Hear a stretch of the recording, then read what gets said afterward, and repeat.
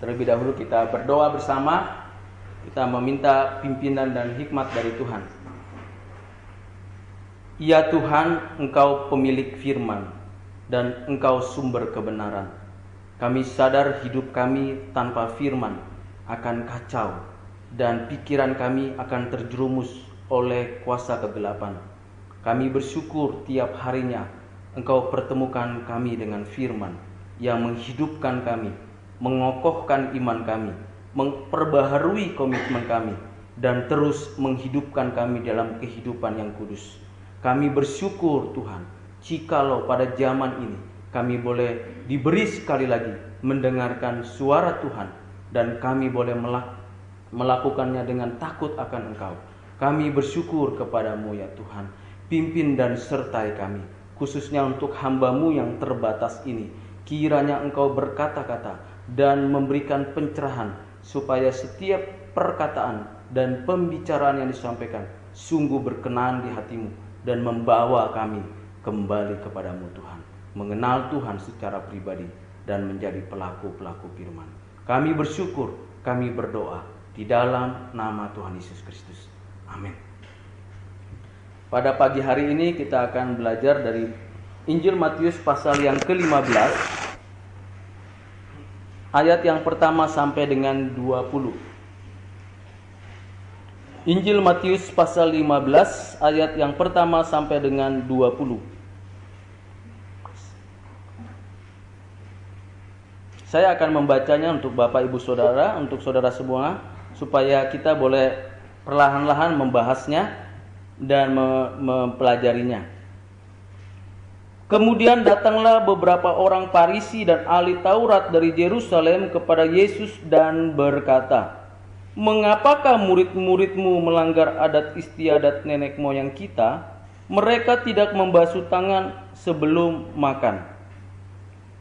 Pada dua ayat ini saja kita banyak sekali mendapatkan pengertian dan pemahaman dari yang tertulis di dalam Alkitab, bahwa orang-orang Farisi secara militan, secara agresif, bahkan secara teknis mereka mengamati ada satu perbedaan yang besar antara yang dilakukan oleh murid-murid Yesus dengan orang-orang Farisi sendiri, bahkan kebanyakan orang pada masa itu.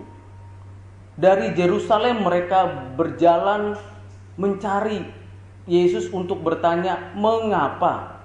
Pertanyaan apa yang menjadi dorongan seseorang itu bisa mencari Yesus, yaitu reasonnya apa? Mengapa ada perbedaan yang begitu signifikan antara murid Yesus dengan bukan murid Yesus? Karena apa? Mungkin saja pada zaman itu gerakan ini sangat seolah-olah mengacau semua kebiasaan, semua adat yang pada saat itu menjadi satu kebiasaan yang sudah ratusan tahun dipelihara mereka. Dan mendadak menurut zaman itu mendadak ada perubahan, ada satu gerakan yang berbeda sekali. Dan ini harus ditanya kepada sumbernya, siapakah gurunya yang membuat ada satu gerakan yang berbeda. Dan pertanyaannya adalah pertanyaan sekitar adat istiadat nenek moyang. Jadi ini berkaitan dengan natural life daripada sebuah society, sebuah masyarakat, sebuah community. Mengapa ada perbedaan?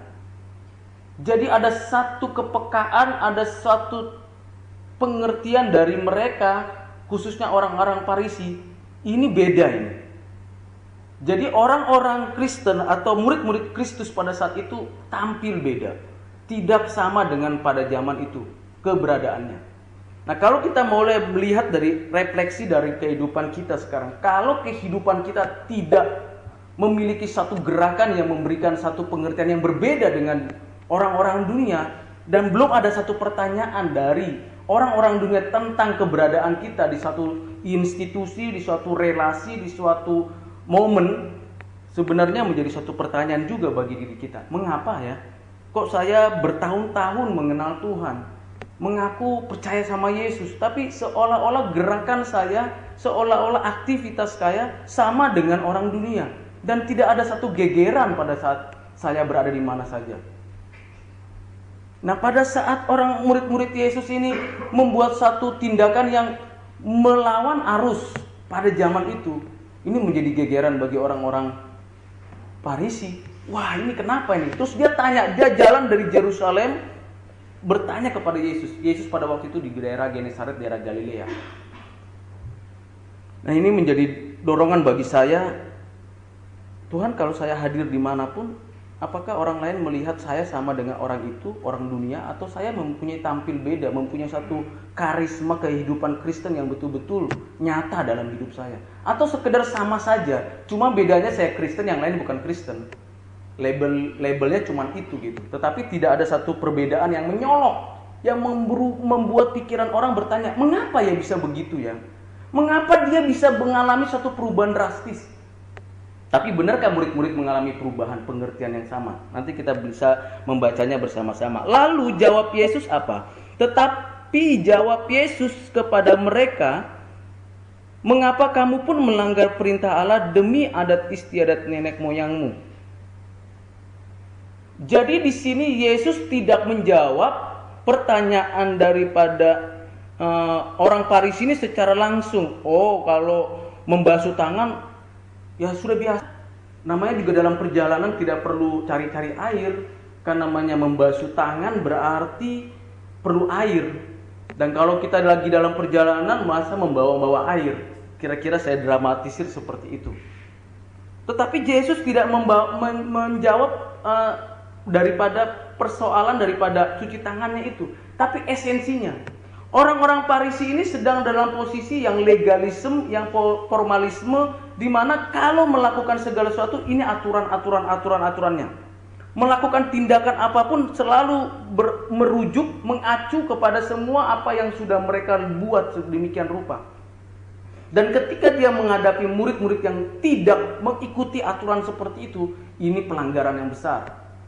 Jadi kalau bisa saya simpulkan, adat istiadat itu disejajarkan dengan satu kebenaran mutlak yang menggantikan posisi kebenaran Tuhan yang lain. Dan ini menjadi satu pertanyaan-pertanyaan yang akan dijawab oleh Yesus dengan esensinya. Tetapi jawab Yesus kepada mereka, mengapa kamu pun melanggar perintah Allah demi adat istiadat nenek moyangmu?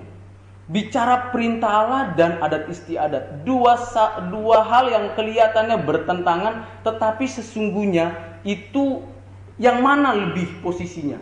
Ordonya bagaimana? Nah, sementara di dalam posisi pemikiran Farisi, mereka anggap posisi adat istiadat dengan perintah Allah itu sejajar. Bahkan kalau adat istiadat itu dilanggar berarti melanggar perintah Allah. Sekarang engkau melanggar perintah Allah demi adat istiadatmu, demi kebiasaanmu, demi legalistik yang kamu punya, demi formalitas yang kamu miliki, engkau melanggar perintah Allah. Perintah Allah apa? Di sini Tuhan Yesus berkata di dalam ayat 4, sebab Allah berfirman, hormatilah ayahmu dan ibumu, dan lagi siapa mengutuki ayah dan ibunya pasti dihukum mati. Tetapi kamu berkata, barang siapa berkata kepada bapaknya atau kepada ibunya, apa yang ada padaku, yang dapat digunakan untuk pemeliharaanmu sudah digunakan untuk persembahan kepada Allah.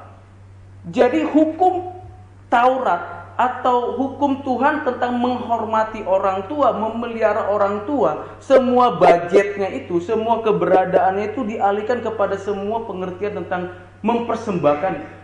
Seolah-olah ini tidak berlaku lagi atau ini pun menjadi bisa diabaikan. Yang penting adat istiadat, kebiasaan saya, pengertian saya, legalistik yang saya sudah susun itu lebih penting, lebih utama. Yesus katakan, engkau punya iman di mana sebenarnya?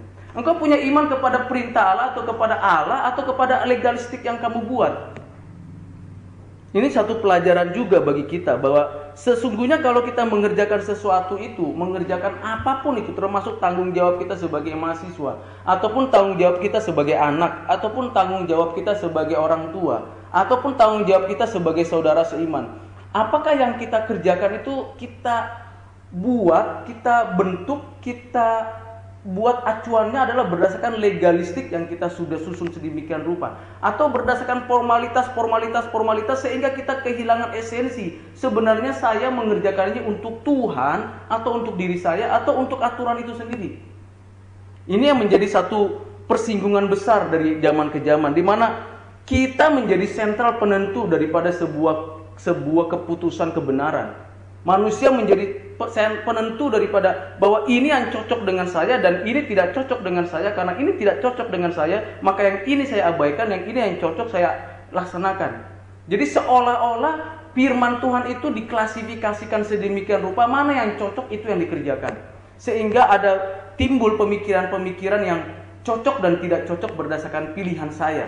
Dan orang-orang Farisi itu sudah menyusun, menginterpretasikan firman begitu banyak sampai kepada hal-hal yang detail, sampai hal-hal yang sangat-sangat mungkin orang nggak mungkin lakukan itu 100%. Dan di sini Tuhan menyatakan, engkau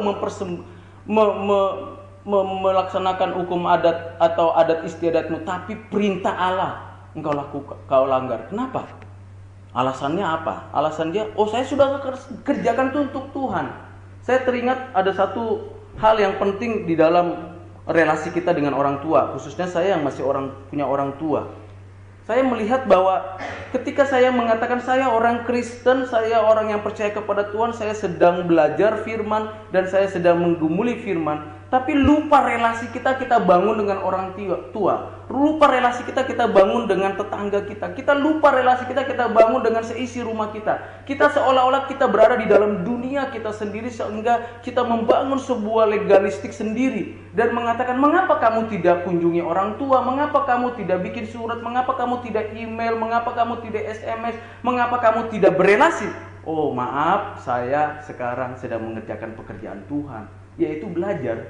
Jadi jangan ganggu saya.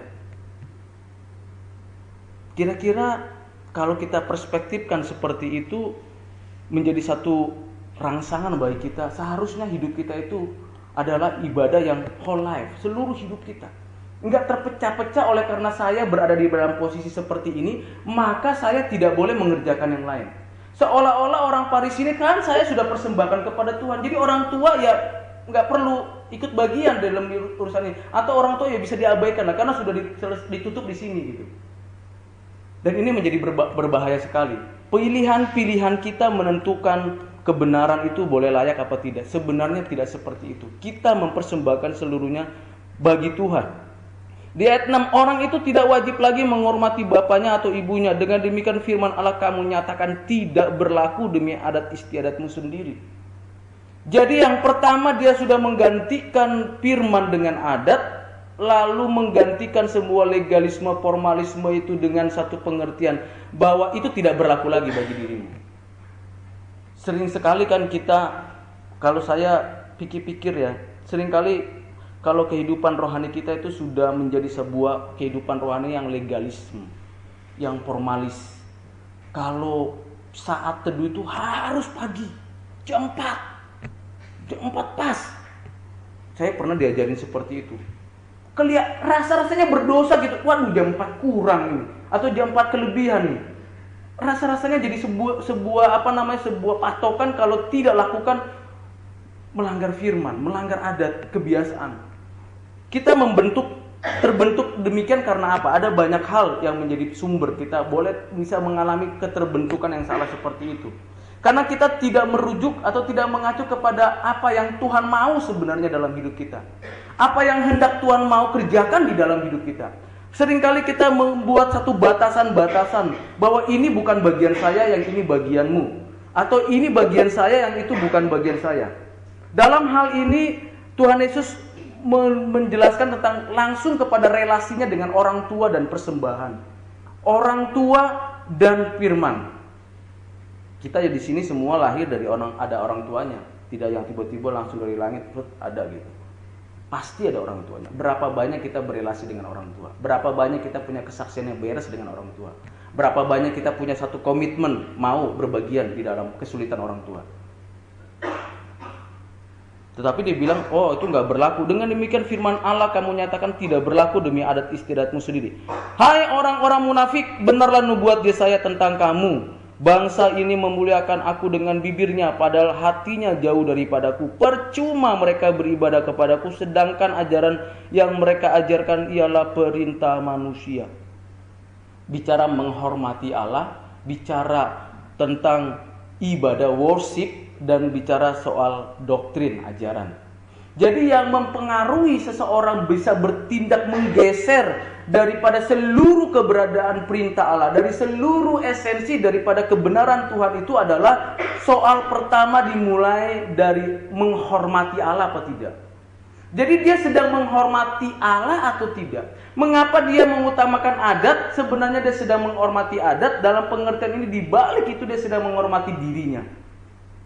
Sedang menghormati dirinya dan dirinya sebagai sentral. Ternyata hidup seperti itu adalah hidup orang munafik. Sebenarnya kalau kita berjalan di dalam kehidupan ini, kita di dalam posisi terus-menerus menghormati Allah. Terus-menerus di dalam worship ibadah kita. Dan ibadah itu bukan momen. Ibadah itu bukan sebuah peristiwa atau event. Ibadah itu adalah seluruh hidup kita, keberadaan kita dimanapun kita, dalam relasi dengan apapun, dengan kondisi bagaimanapun. Nah, bagaimana sebuah penghormatan yang benar kepada Tuhan, bagaimana sebuah ibadah yang tepat kepada Tuhan di dalam hidup kita itu boleh berlangsung, yaitu kalau doktrinnya beres, pengajarannya beres, pengertiannya beres. Mereka memang orang-orang yang secara eksternal kelihatan seperti orang-orang yang memiliki sebuah karakter agama yang begitu baik. Seolah-olah memiliki karakter secara eksternal, karakter yang di luar itu mempengaruhi yang internal. Jadi orang-orang itu mempunyai satu pengertian Farisi, eksternal ini menggambarkan yang internal. Sementara Tuhan mengatakan yang internal itu juga harus nyata, benar dari dalam. Yang internal itu apa? Yang dari hati itu apa? Mesti ada dari eternal. Jadi eternal, internal, eksternal. Nah, sementara orang-orang Farisi adalah dari eksternal, ini yang mempengaruhi internal. Tapi tidak dikaitkan dengan eternal. Nah, ini menjadi satu kekacauan besar di dalam kehidupan orang pada zaman itu. Saya kurang tahu apa di sini kita boleh memperhatikan hal seperti itu. Kita punya relasi pribadi dengan Tuhan, itu mempengaruhi kerangka kehidupan kita di dalam hati kita dan mendorong seluruh action kita di dalam setiap langkah, dalam setiap relasi, dalam setiap hal yang kita boleh peroleh dari Tuhan. Dan kita bisa melihat kesaksian itu bagi orang lain. Bisa melihat Kristus boleh dimuliakan. Maka penghormatan kepada Allah bukan sekedar kita sudah melakukan pujian yang luar biasa, menyanyikan nyanyian pujian, tapi worship yang benar adalah worship di mana hidup kita, hidup yang boleh mengalami satu hidup yang menyatakan kekudusan Tuhan, menyatakan keagungan Tuhan, menyatakan kehormatan Tuhan. Maka worship itu bukan sekedar kata-kata kosong, bukan sekedar saya sudah tahu banyak, saya mengerti doktrin yang banyak, tapi life kita bagaimana, hidup kita bagaimana, kondisi kita bagaimana. Maka di sini satu refleksi bagi saya bahwa saya banyak tahu doktrin, saya mengerti banyak pengetahuan, tapi bagaimana saya bisa menghidupi doktrin itu ya, dan berelasi dengan pihak lain tanpa memandang bulu, tanpa memandang status, tanpa memperhatikan baik atau buruknya saya, tanpa memperhatikan kesulitan dan keberadaan saya sendiri. Bagaimana saya harus berelasi dengan itu, dan saya menghidupi yang eternal itu, yang dari atas, yang divine law itu menguasai hidup saya, sehingga hidup saya betul-betul menjadi berkat bagi orang lain. Bukan sekedar omong kosong, bukan sekedar tahu teori tapi nggak ada praktek. Maka memang kita harus belajar di sini hal-hal yang prinsip bahwa ajaran daripada orang Farisi ini jelas Yesus mengutip dari kitab Yesaya bahwa ajaran yang mereka lakukan adalah ajaran perintah manusia.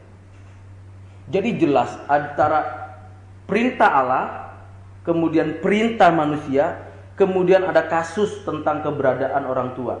Yang mana lebih utama? Apakah saya pilih perintah Allah? Apakah saya memilih perintah manusia? Nah, ini satu pertimbangan kita secara etis. Kita lebih mungkin cenderung kepada perintah manusia. Tetapi secara teologis, secara praktis doktrin kita harus kerjakan yang ini. Tetapi yang perintah Allah tidak pernah menghambat kita untuk mengerjakan apa yang namanya etis di dalam relasi. Justru kalau kita punya relasi dengan Tuhan yang baik secara eternal, maka eksternal kita akan dikuasai oleh kebenaran itu. Tetapi kalau kita yang dari fenomena ini menjadi dorongan untuk kita dicap, diberikan label bahwa engkau orang baik, anak Tuhan, kita tidak punya satu gerakan yang mempengaruhi orang lain, atau orang-orang lain akan bertanya, oh engkau murid Kristus, tapi kok kelihatannya beda ya, murid-murid yang Kristus yang ini kok mirip dengan murid-murid dari seberang sana, dari aliran sana. Kok nggak ada satu perbedaan yang menyolok, yang membuat orang geger, yang membuat orang kaget, yang membuat orang terheran-heran. Baru kali ini di zaman begini ada orang seperti ini, yaitu berani dengan tegas menyatakan iya, tidak, dengan jujur mengatakan kebenaran, atau kompromi. Karena itu Bapak Ibu Saudara, kita boleh melihat bagaimana Tuhan mengingatkan kita, dengar dan camkanlah, bukan yang masuk ke dalam mulut yang menajiskan orang, melainkan yang keluar dari mulut itulah yang menajiskan orang. Maka datanglah murid-muridnya dan bertanya kepadanya, engkau tahu bahwa perkataanmu itu telah menjadi batu sandungan bagi orang-orang Farisi.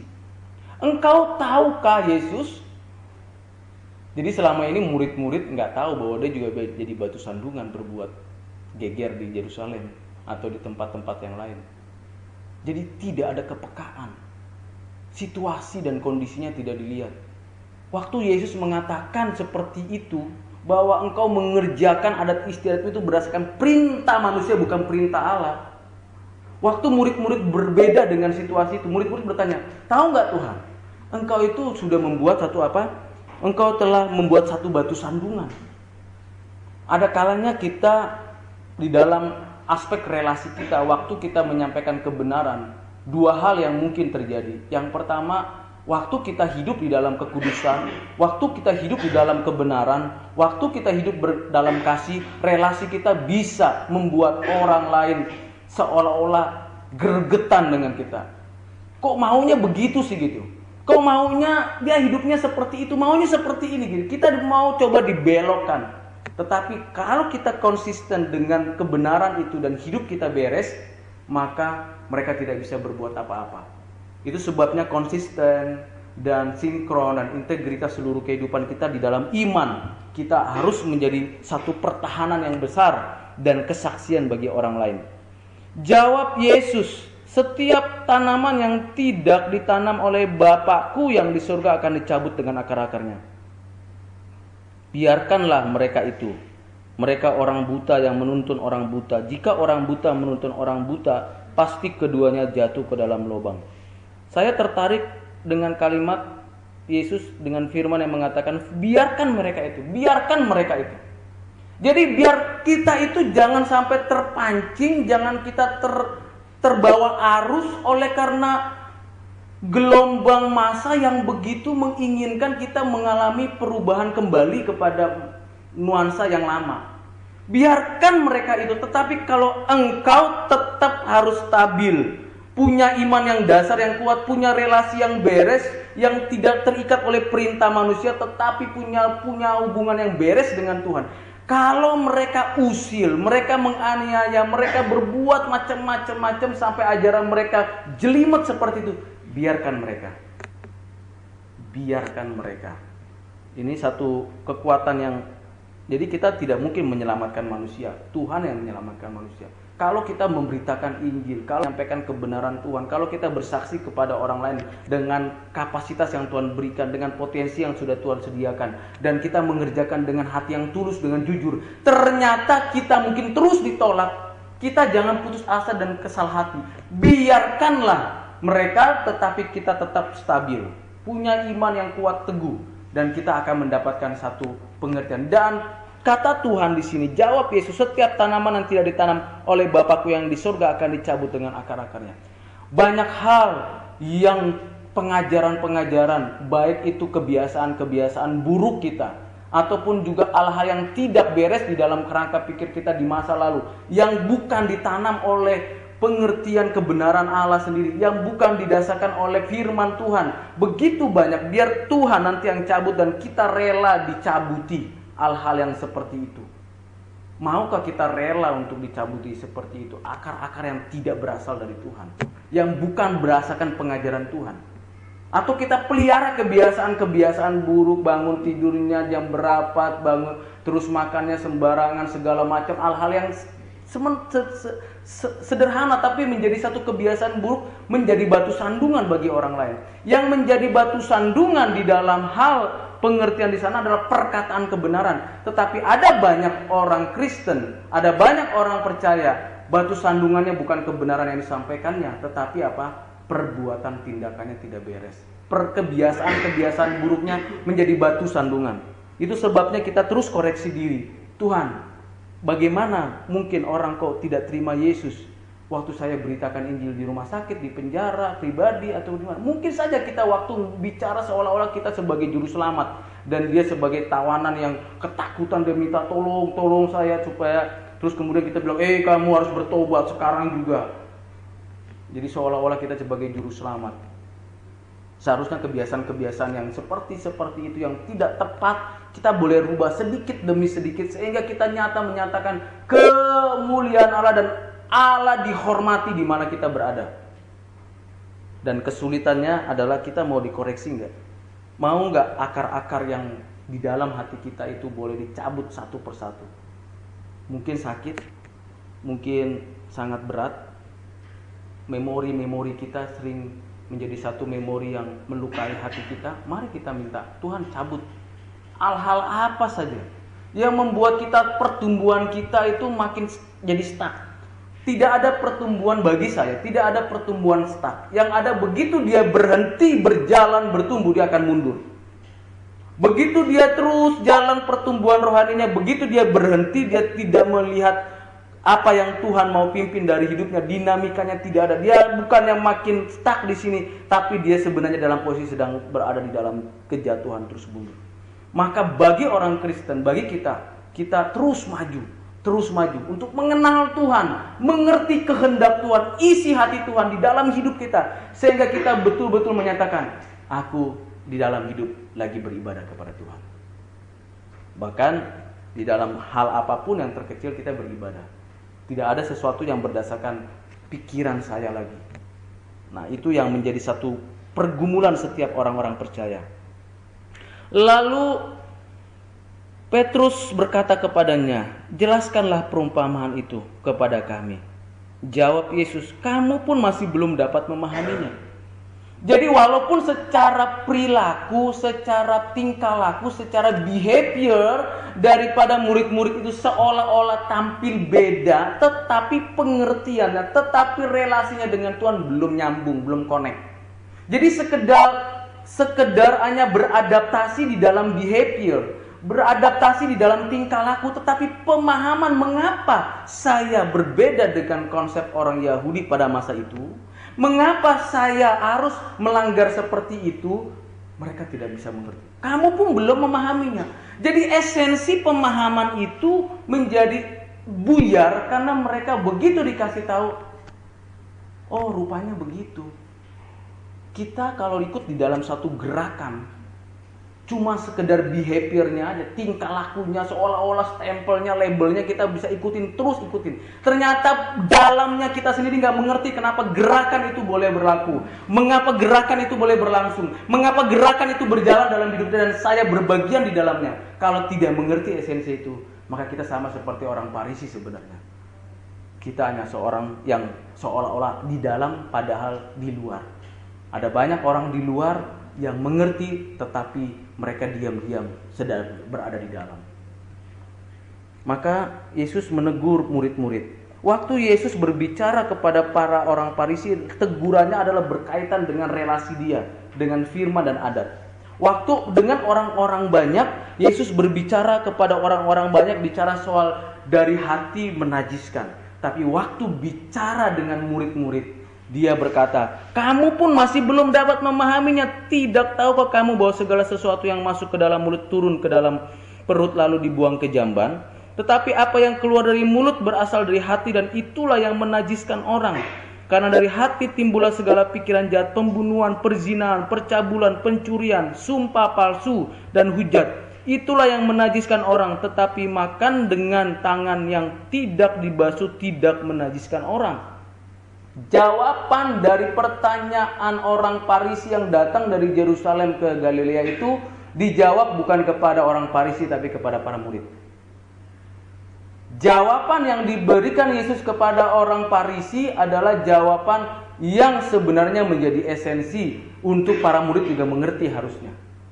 Dan jawaban itu keluar dari satu pengertian bahwa kita hidup, kita berkarya, kita melakukan segala sesuatu itu semuanya kalau dari hati kita yang dikuduskan oleh Tuhan dan eternal life itu Allah yang berbicara dan kebenaran Tuhan yang berbicara di dalam diri kita, kita respon itu yang membuat kita mengerjakan sesuatunya bukan cemar tapi yang kudus. Bicara najis dan kudus, dua hal pertanyaan ini yang menjadi pertanyaan di setiap zaman. Bahkan kamu melakukan ini jahat atau baik, benar atau buruk. Semua jadi pertanyaan-pertanyaan, baik pertanyaan filosofi maupun pertanyaan religius. Jadi masing-masing kita banyak agama, banyak filsafat, banyak culture bicara tentang itu. Tetapi yang paling penting dari semuanya apa? Relasi kita dengan Tuhan terus-menerus menuntut kita untuk mengerti siapa Tuhan yang kita sembah. Allah yang kudus membuat atau mendorong dan menguatkan kita untuk hidup kudus. Kita lihat dari perbuatan-perbuatan. Ada banyak perbuatan kita justru menjadi cemar oleh karena hati kita tidak dipenuhi dengan kebenaran dan kasih Tuhan. Dikatakan ayat 20, itulah yang menajiskan orang, yaitu pikiran jahat, yaitu perbuatan jahat. Jadi yang menajiskan orang itu bukan peraturan yang diikat sehingga menjadi satu kumpulan pengganti daripada perintah Allah, bukan. Yang membuat najis seseorang itu adalah bukan sebuah pelanggaran terhadap hal-hal yang kelihatannya melanggar masyarakat, melanggar tata tertib atau aturan etika masyarakat, tetapi dari hatimu beres tidak di hadapan Tuhan. Jadi worship itu adalah kita beribadah, berarti kita adalah hati kita di mana menjadi bait Allah. Kita bukan pergi menuju bait Allah, tapi kita membawa bait Allah dalam hidup kita terus. Kita membawa bait Allah di dalam hidup kita terus. Dimanapun kita berada, ingat posisi kita adalah kita sedang membawa bait Allah dalam hidup kita. Dan hidup kita makin hari makin boleh memancarkan sinar kemuliaan Tuhan. Memancarkan benar-benar. Sehingga setiap pikiran, setiap apa yang kita katakan itu doktrinnya beres dan relevansinya tepat. Jadi doktrinnya beres, relevansinya tepat, tetapi kaitannya semuanya adalah Tuhan, aku mau supaya hatiku tetap hidup di dalam kekudusan. Siapa yang tahu isi hati manusia? Siapa yang mengerti kelicikan hati manusia? Siapa yang bisa menggambar, melukiskan sebuah hati manusia? Kita bisa menggambarkan, melukiskan wajah orang yang cemberut, wajah orang yang stres, wajah orang yang bingung, yang linglung. Tapi menggambarkan hati manusia itu bagaimana kotor, bagaimana najis, bagaimana kita boleh diperbarui. Siapa yang bisa gambarkan? Bagaimana kita bisa wujudkan itu dalam hidup kita? Dan kita mengalami betul-betul perbedaan itu nyata dengan orang dunia. Betul-betul nyata. Jadi bukan gambar orang senyum mukanya begini. Apalagi kalau habis kuliah, habis ujian Yunani langsung stres semuanya. Termasuk saya juga. Ya. Tapi apakah itu gambaran dari hati? Nah karena itu saudara-saudara kita boleh belajar kembali dari peringatan-peringatan yang sederhana yang saya sharingkan bagi kita semua, bahwa kehidupan rohani kita bukan diukur berapa banyak aktivitas yang kita kerjakan, berapa besar kita punya potensi, tapi bagaimana hati kita seluruhnya itu betul-betul dipersembahkan kepada Tuhan. Dan waktu kita jalan kita ingat, saya bait Allah, saya boleh berada di mana saya di temple of God. Saya memancarkan kekudusan Tuhan. Jadi kehidupan kita bukan sekedar perintah.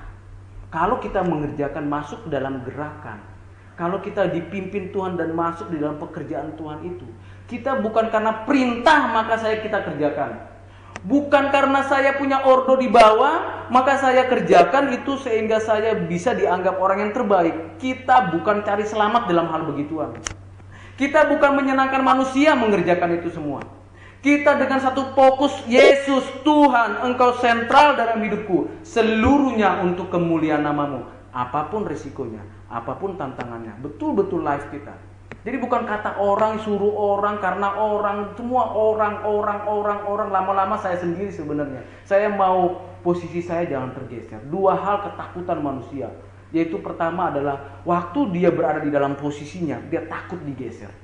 Saya tak mau digeser dari sini. Saya mau di sini terus, tapi dia lupa pimpinan Tuhan, dinamika yang Tuhan mau kerjakan bagi hidupnya. Yang kedua dia ketakutan. Yang kedua adalah dia takut pengharapan ke depan. Wah, kalau ke depan, kalau saya nggak punya strategi begini, kalau saya tidak punya cara-cara seperti ini, maka saya tidak punya pengharapan di depan. Maka pengharapan itu di depan saya akan peroleh kalau saya punya strategi ini. Saya tidak mau geser status saya di sini. Saya tidak mau pimpinan Tuhan lebih membawa saya kepada mengerti mengenal Tuhan. Saya mau di sini terus. Saya nggak mau digeser, tapi saya juga punya lirikan ke depan.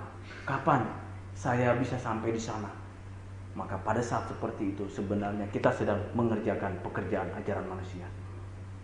Kita harus belajar bagaimana Tuhan pimpin. Itu sebabnya belajar walaupun sudah beranak 3, walaupun umur terus berjalan, sampai hari ini saya bersyukur sekali namanya belajar. Walaupun jatuh bangun kesulitan yang besar, tapi belajar. Mari kita belajar mempersembahkan hidup kita sejujurnya di hadapan Tuhan. Kemudian kita melihat orang lain. Wah, sekarang kamu beda. Bukan saja beda di omongan saja, tapi memang beda di dalam hidupmu. Dan kamu menjadi berkat bagi banyak orang. Mari kita berdoa. Tuhan, refleksi dari kebenaran firman yang membuat kami semakin mengerti siapa Tuhan yang harus kami sembah dan bagaimana kami harus menghidupi firman. Kami sadar Tuhan, apapun yang kami kerjakan, kami tidak mengerti kalau bukan Tuhan memberikan pemahaman kepada kami. Tolong pimpin kami, tolong berikan hati yang jujur supaya kami Tuhan boleh sungguh-sungguh menghidupi firman, bukan atas perintah manusia, bukan atas desakan dari dunia, tapi sungguh-sungguh dengan kesadaran dari Tuhan. Buka pikiran kami, beri kecerdasan, beri kemampuan, beri Tuhan hati yang rela dikoreksi terus-menerus, sehingga hati kami dipersembahkan bagi Tuhan. Kemanapun kami berada, dimanapun kami boleh berjalan, nama Tuhan terus dihormati, diagungkan selama-lamanya. Inilah doa dan permohonan kami. Terima kasih Bapa. Dalam nama Tuhan Yesus Kristus kami berdoa, kami bersyukur. Amin.